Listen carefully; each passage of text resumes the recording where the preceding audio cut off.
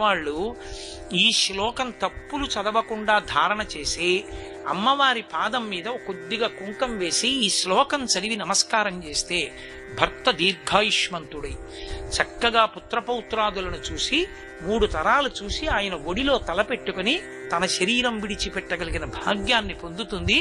పసుపు కుంకాలతో 10 కాలం ఉంటుందంటారు. ఇది యథార్థంగా నా జీవితంలో ఒకానొక సందర్భంలో అనుభవంలోకి వచ్చింది ఒక విషయంలో. కానీ వ్యక్తిగత విషయాలు నేను సభావేదికల మీద చెప్పడం నాకు అలవాట్లేదు, అందుకని చెప్పను. అంత గొప్ప శ్లోకం. అందులో శంకరులు అంటారు, సుధామప్యాస్వాద్య ప్రతిభయ జరా మృత్యుహరిణీం విపద్యంతే విశ్వే విధిమకముఖాత్యాది విశదః కరాళం యక్ష్వేళం కబళతవత కాలకలన నశంభోస్తన్మూలం తవ జనని తాటంక మహిమా.